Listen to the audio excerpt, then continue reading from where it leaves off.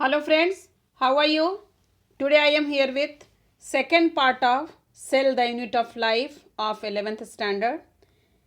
In this session we will discuss about eukaryotic cell, plant and animal cell membrane, functions of cell membrane, active and passive transport within the cell membrane, cell wall and its function, and endomembrane system. So let us start the session with eukaryotic cell. A eukaryotic cell is seen in members of protist, plants, animals and fungi. In eukaryotic cell, nucleus is a prominent spherical organelle and is bounded by a thin double membrane called as nuclear envelope or nuclear membrane. There is presence of variety of complex locomotory and cytoskeleton structures in eukaryotic cell. Genetic material present is chromosome that bears genes which consist of hereditary material DNA, and it controls the function of cell. An eukaryotic plant and animal cell differ in certain respect. Later on we will discuss the difference between plant and animal cell. Eukaryotic cell is consisting of three main components. So what are the three main components? They are cell membrane, also called as plasma membrane, cytoplasm and nucleus. Now we will discuss about the difference between plant and animal cell. Plant and animal cell differs in many ways. Few are listed here. So let us see. In plant cell, cell wall is present, but in animal cell, cell wall is absent. Plastids are present in plant cell and absent in animal cell. In case of plant cell, vacuole is large, but in case of animal cell, vacuoles are small or sometimes absent. In case of plant cell, centriole is absent, but it is present in animal cell. Nearly all cells are totipotent in plant, but in animal only zygote and stem cells of early embryos are totipotent. Here totipotent means a single cell that can give rise to a new organism. Plant cells are generally longer, about 100 micrometer long, whereas animal cells are much smaller than 100 micrometer. In case of plant cell, carbohydrate is stored in the form of starch, but in animal cell, carbohydrate is stored in the form of glycogen. Chromosomes in plant cells are relatively larger as compared to the animal cell. In plant cell, lysosomes are less prevalent, but in animal cell, practically all cells contain lysosomes. This figure indicates about the comparison of plant and animal cell. Here it is also about plant cell structure and animal cell structure. Now we will discuss about cell membrane. All eukaryotic cells are surrounded by a thin elastic living covering that is called as plasma membrane or cell membrane or plasma lemma. It keeps the cell content in place, gives form to the cell and control entry and exit of materials into and out of the cell. Cell membrane is composed of lipid protein complex. Lipids are arranged in a bilayer in such a way that polar head, that is hydrophilic end, is towards the outer side and non-polar tail, that is hydrophobic end, towards the inner part. The lipid of plasma membrane or cell membrane mainly consists of phosphoglycerides.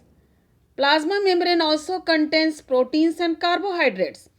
In human beings, the members of the erythrocyte has approximately 52% of protein and 40% of lipids.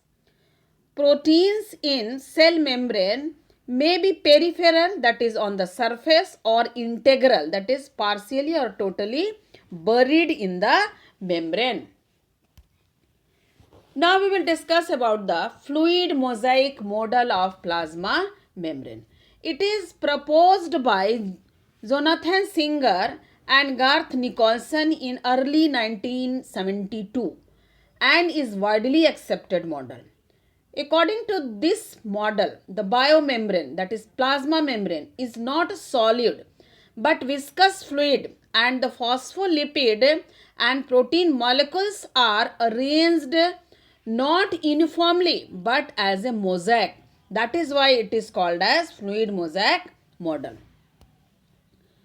Due to the fluid nature of lipid, it enables lateral movement of proteins within the overall bilayer lipid. This is called fluidity. Due to its fluid nature, cell membrane plays role in cell growth, formation of intercellular junctions, secretion, endocytosis, cell division, etc. This is the figure which shows the structure of plasma membrane. Here you can observe the bilipid layer as well as integral protein and peripheral protein. This is the fluid mosaic model of plasma membrane. Now let us see about the function of plasma membrane. Plasma membrane helps in allows the entry and exit of some material, that is ions and molecules, in and out of the cell. It also helps in maintaining the individuality and form of cell. It forms organelles within the cytoplasm and helps in protection of cellular components. Due to the semi-permeable nature of plasma membrane, diffusion plays an important role in the movement of substances. Now we will discuss about active and passive transport within plasma membrane. In passive transport, there is movement of molecules across the plasma membrane without any requirement of energy. Example, water. Whereas in active transport, there is movement of molecules across the plasma membrane with the expenditure of energy in the form of ATP. For example, sodium and potassium pump. Now it is about cell wall. Cell wall is present only in plant cell and it lies outside the plasma membrane and it is non-living. So outer limiting membrane in plant cell is cell wall. Algal cell wall is made up of cellulose, galactans, mannans and minerals like calcium carbonate, whereas plant cell wall consists of cellulose, hemicellulose, pectin and proteins. Now let us see about the functions of cell wall. Cell wall gives a fixed shape to the cell. It helps in giving mechanical strength and rigidity to the cell. It also helps in supporting the internal structure of the cell and prevents the cell from osmotic bursting. It also helps in expansion of cell. Now we will know what is endomembrane system. Some of the cell organelles are considered together as an endomembrane system because their functions are coordinated. It includes endoplasmic reticulum, Golgi complex, lysosomes and vacuole. So one by one we will read all these structures. First, it is about endoplasmic reticulum. It was first noted by Potter, Cloud and Fullman in the year 1945 as irregular network of channels which are bounded by membrane and are interconnected with each other. Endoplasmic reticulum can only be seen with the help of electron microscope. It divides the intracellular space into two distinct compartments. So, what are the two distinct compartments? They are luminar inside endoplasmic reticulum and extraluminar, that is cytoplasm. Endoplasmic reticulums are further two types, that is rough endoplasmic reticulum and smooth endoplasmic reticulum. Now let us see what are the difference between these two endoplasmic reticulum. If ribosomes are seen attached to the surface of endoplasmic reticulum, then it is called rough endoplasmic reticulum. And if ribosomes are not present on the surface of endoplasmic reticulum, then it is called smooth endoplasmic reticulum. In short, it is also called as RER and SER. RER for rough endoplasmic reticulum and SER is for smooth endoplasmic reticulum. In the figure, you may observe the electron microscopic three-dimensional structure of rough endoplasmic reticulum as well as smooth endoplasmic reticulum. Now let us see about the functions of endoplasmic reticulum. Rough endoplasmic reticulum involves in protein synthesis and secretion, whereas a smooth endoplasmic reticulum is involved in the synthesis of lipid. In case of animal cell, lipid-like steroidal hormones are synthesized in a smooth endoplasmic reticulum. Endoplasmic reticulum also helps in intracellular transport of substances like protein, and it acts as a skeletal system of the cell. The endoplasmic reticulum acts as an intercellular supporting framework, the cytoskeleton. It helps in location of enzymes, storage of materials, and exchange of materials. Now it is about Golgi complex or Golgi apparatus. The Golgi apparatus is seen both in light and electron microscope.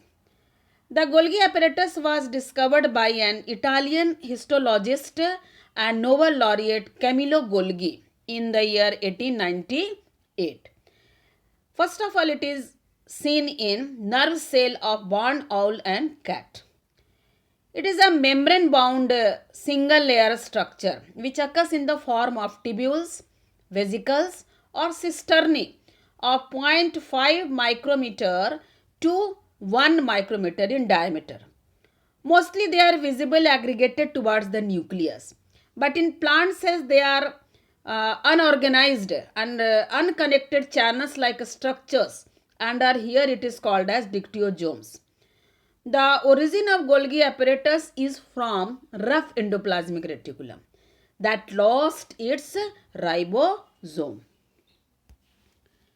Now, here it is in the given figure. You may observe the figure of Golgi apparatus. You may see here vesicles and cisternae. Now, let us see about functions of Golgi apparatus. Lot of functions are done by Golgi apparatus. It helps in synthesis of some polysaccharides from simple sugar and also helps in formation of glycoprotein and glycolipids. It is involved in transformation. Primary lysosomes are transformed from Golgi bodies by budding. So, these primary lysosomes are formed from Golgi body. Golgi apparatus are responsible for secretion and transport in the cell.